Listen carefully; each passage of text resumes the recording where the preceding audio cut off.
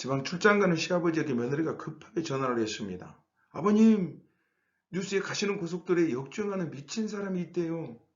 조심하세요. 아가, 역주행하는 차가 한두 대가 아니구나. 정신이 하나도 없다. 지금 누가 역주행하는 겁니까? 속도가 문제가 아닙니다.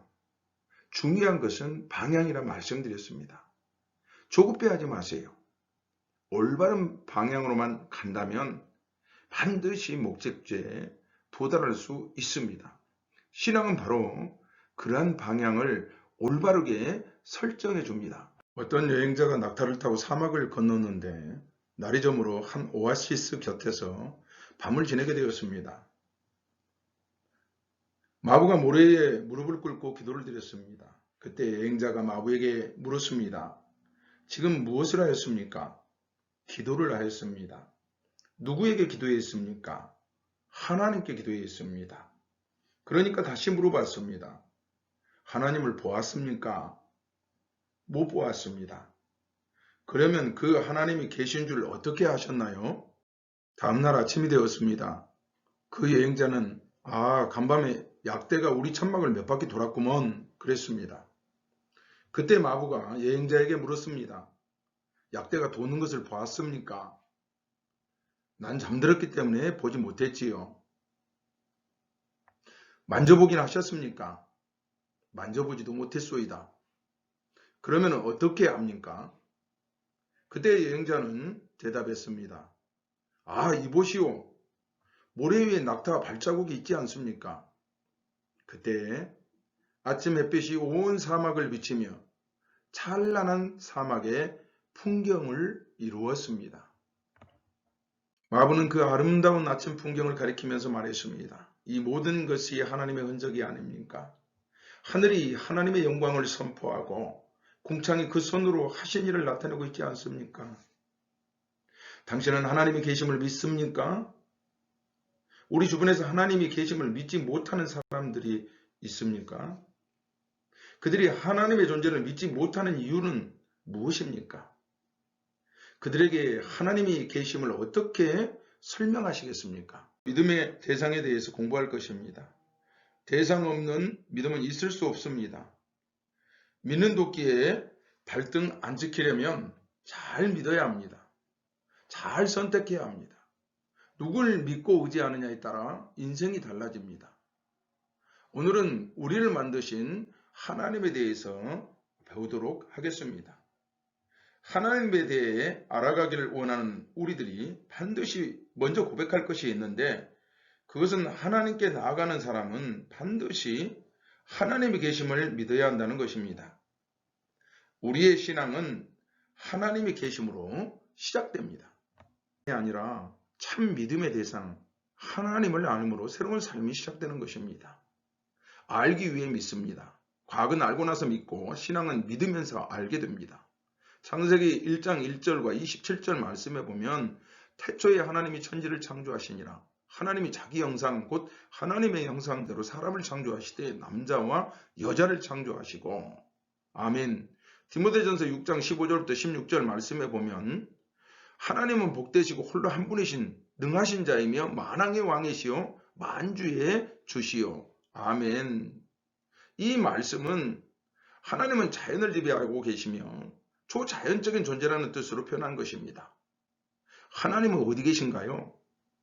하나님은 하늘에 계신 분임을 성경이 분명히 가르쳐 줍니다. 곧 초월하신 존재, 우리의 감각이나 경험이나 인식을 초월하신 분이라는 이 말씀입니다. 그래서 참된 신이신 하나님을 하늘에 계시는 초월적인 실제이므로 믿지 않으면 하나님을 알 수가 없습니다. 하나님의 초월성이야말로 우리가 하나님을 믿는 근거가 되는 것입니다. 하루살이가 어떻게 인생을 할 수가 있겠습니까?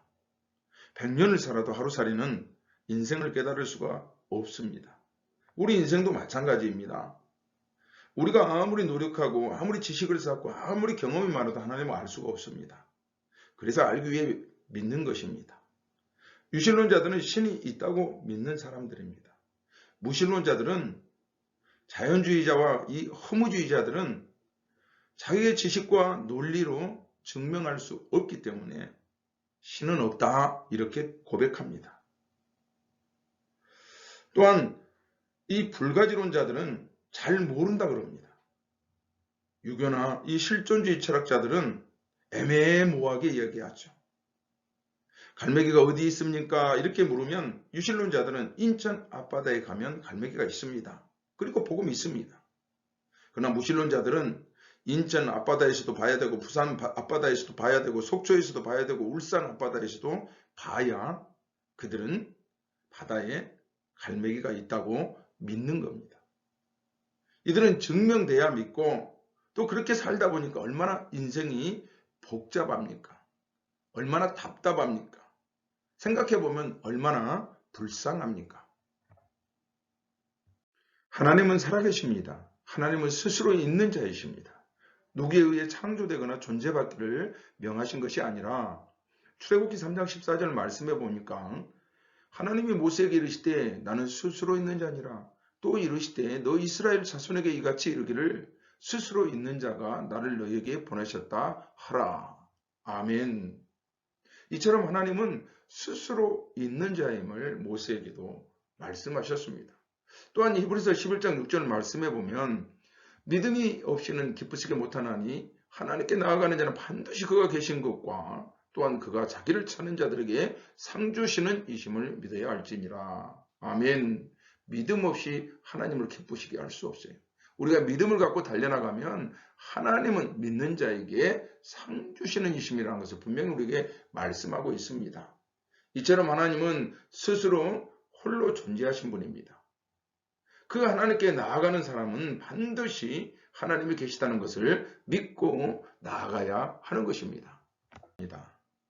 낳을 때 못 봤다고 내 어머니가 없는 것입니까? 믿을 수 없고 인정할 수 없는 것입니까? 세상에 자식 없는 부모는 있어도 부모 없는 자식은 없습니다. 부모 없다고 하는 것은 부모가 없었으면 좋겠다고 생각하는, 그렇게 부정하는 것뿐입니다. 이와 마찬가지로 하나님이 계시다는 이론에 대한 논증은 증거가 하나만 있어도 능히 증명될 수 있지만 하나님이 없다는 무신론에 대한 논증은 전 우주의 역사를 탐색해서 논증하기 전까지 불가능한 일입니다. 이는 어느 한 분야에서라도 탐구하지 않은 영역이 있다면 이 이론은 결코 증명할 수 없습니다. 시편 41편 1절 말씀에 어리석은 자는 그의 마음에 이르기를 하나님이 없다 하는도다. 그들은 부패하고 그 행실이 가증하니 선을 행하는 자가 없도다. 아멘. 그래서 성경은 하나님이 없다는 사람을 어리석은 사람이라 부르고 있습니다. 세상에 아버지 없는 사람이 어디 있겠습니까? 다만 아버지가 없다고 하는 못된 자식이 있을 뿐입니다. 결국 그러니까 아버지가 없었으면 좋겠다는 뜻입니다. 하나님을 거부하는 이유, 존재 여부에 있지 않습니다. 다른 것을 더 사랑하기 때문에 그렇습니다. 물질을 사랑하고 명예를 사랑하고 권력과 이성을 쫓다 보니까 하나님을 소홀하게 되는 것입니다. 그 어떤 내용보다도 반복하여 강조되는 말씀이 시편 18편 46절 말씀입니다. 여호와는 살아계시니 나의 반석을 찬송하며 내 구원의 하나님을 높일지로다. 아멘. 사무엘하 22장 47절 말씀해 보니까 이 하나님이 나를 위하여 보호해 주시고 민족들이 내게 복종하게 해 주시는도다. 아멘 할렐루야. 하나님은 살아계시다는 성경 구절입니다. 하나님은 죽지 않았습니다. 하나님이 살아계심을 믿고 나아갈 때 하나님의 존재를 더 실제적으로 체험하고 경험하는 우리 모두가 되시길 주님의 이름으로 간절히 축복하고 축복드립니다. 아멘.